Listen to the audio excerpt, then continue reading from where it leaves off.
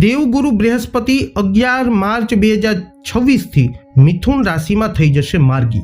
તો તમારી રાશિ પર દેવગુરુનો કેવો થશે પ્રભાવ?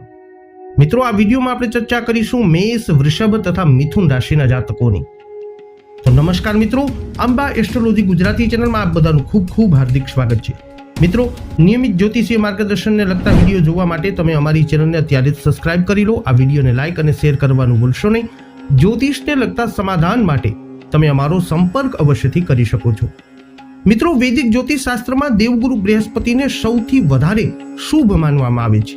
એવી માન્યતા છે કે ગુરુ પોતાની 5મી, 7મી અને 9મી દ્રષ્ટિથી જે ભાવને જુએ છે એની ઉપર એમની અમૃત જેવી દ્રષ્ટિ એ ઉતરે છે અને સારા ફળ પ્રાપ્ત થાય છે। 11 માર્ચના દિવસે ગુરુ મિથુન રાશિમાં માર્ગી થવા જઈ રહ્યા છે। ગુરુ એ લોકોના જીવનમાં બાળક, સુખ, ભવન, પૈસા, સમૃદ્ધિ, સારું લગ્ન જીવન વગેરે આપે છે અને લોકોને સમાજમાં માન સન્માન પણ આપે છે। તો આવો હવે વિગતે જાણીએ તમારી રાશિ પર દેવગુરુનો કેવો થશે પ્રભાવ।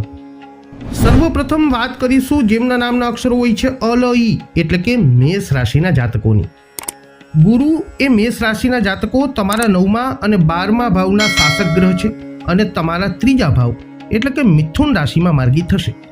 મિથુન રાશિમાં ગુરુની સીધી સ્થિતિ એ તમારા પ્રયત્નોને ઝડપી બનાવશે અને પ્રગતિનો તમારો માર્ગ સરળ લાગશે। આ સમય દરમિયાન તમારે લાંબી મુસાફરી કરવી પડી શકે છે અને તમારા જીવનમાં કેટલાક મોટા ગહન ફેરફારોનો અનુભવ કરવો પડી શકે છે। તમારી કારકિર્દીમાં જોઈએ તો તમારી મહેનત હવે રંગ લાવશે અને તમને કામ સંબંધિત બાબતો માટે વિદેશ પ્રવાસ કરવાની તકો પણ મળી શકે છે। જો તમે ઉદ્યોગપતિ છો તો તમારી વર્તમાન જવાબદારીઓ અને કામના દબાણને અસરકારક રીતે સંચાલિત કરવું એ તમારા માટે મહત્વપૂર્ણ રહેશે, તો જ નફો વધશે। તમારી નાણાકીય પરિસ્થિતિની વાત કરીએ તો આ સમય દરમિયાન ખર્ચ વધી શકે છે, જેના કારણે બચત કરવી મુશ્કેલ બનતી જણાશે। તેથી તમારે તમારા બજેટનું કાળજીપૂર્વક આયોજન કરવાની જરૂરત પડશે। તમારા અંગત જીવનમાં જોઈએ તો તમને તમારા જીવનસાથી સાથે વાતચીત કરવામાં કેટલીક મુશ્કેલીઓનો સામનો કરવો પડી શકે છે, જે મતભેદ અથવા તણાવ તરફ દોરી શકે છે। સ્વાસ્થ્યની દ્રષ્ટિએ જોઈએ તો મેષ રાશિના જાતકો તમને ખભામાં દુખાવો અથવા જળતા મુશ્કેલીનું કારણ બની શકે છે, જેના કારણે મન પણ થોડું અસ્વસ્થ રહી શકે છે। હવે વાત કરીશું જેમના નામના અક્ષરો હોય છે બ, વ, ઉ, વૃષભ રાશિના જાતકોની। વૃષભ રાશિના જાતકો માટે ગુરુ તમારા 8મા અને 11મા ભાવના શાસક છે અને તમારા બીજા ભાવ મિથુન રાશિમાં માર્ગી થવાના છે। આનાથી તમારા અંગત અને નાણાકીય જીવનમાં મુશ્કેલીઓ આવી શકે છે। આ સમય દરમિયાન તમારા મેનેજરો અને સહકાર્યકરો સાથે સારા સંબંધો જાળવવા એ મુશ્કેલ બની શકે છે અને તમારી મહેનતની યોગ્ય પ્રશંસા આ સમયમાં ન પણ થાય। જો તમે વ્યવસાયમાં છો તો તમને અપેક્ષા મુજબ મોટો નફો નહીં મળી શકે। નબળા આયોજન અને બિનજરૂરી ખર્ચાઓને કારણે તમારી નાણાકીય સ્થિતિ પણ પ્રભાવિત થઈ શકે છે, જેના કારણે તમારી આવક વધારાની તકો પણ ઘટી શકે છે।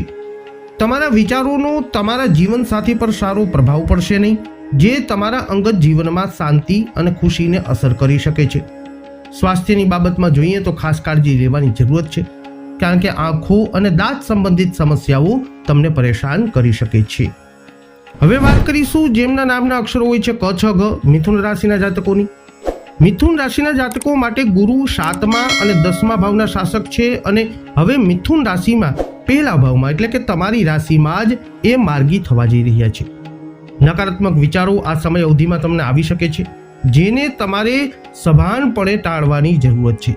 આ સમય દરમિયાન તમને લાંબા ગાળાના ફાયદાકારક પરિણામો એ જોવા નહીં મળે તેવી પણ શક્યતા છે। કારકિર્દીની દ્રષ્ટિએ જોઈએ તો તમારે કામ માટે મુસાફરી કરવી પડી શકે છે અથવા નોકરીમાં પરિવર્તન આવી શકે છે, પરંતુ આ તકો તમારી અપેક્ષા મુજબ સારી નહીં હોય। વ્યવસાયમાં જોડાયેલા લોકો માટે આ સમય ઈચ્છિત નફો નહીં આપે, જે ચિંતામાં વધારો કરી શકે છે। ભલે તમે તમારા નાણાકીય બાબતો પર વધુ ધ્યાન આપવાનું શરૂ કરો, છતાં પણ એવું લાગશે કે આવક તમારા ખર્ચાઓને પૂર્ણ કરવા માટે પૂરતી નથી। અંગત જીવનમાં અહંકાર સંબંધિત તકરાર થઈ શકે છે, જે જીવનસાથી સાથેના સંબંધોમાં તણાવ ઉત્પન્ન કરી શકે છે। સ્વાસ્થ્યની દ્રષ્ટિએ જોઈએ તો મિથુન રાશિના જાતકો તમે યોગ અને ધ્યાન જેવી પ્રવૃત્તિઓ અપનાવી આ સમયને વધુ સારી રીતે મેનેજ કરી શકો છો અને તમારા સ્વાસ્થ્યને જાળવી શકો છો.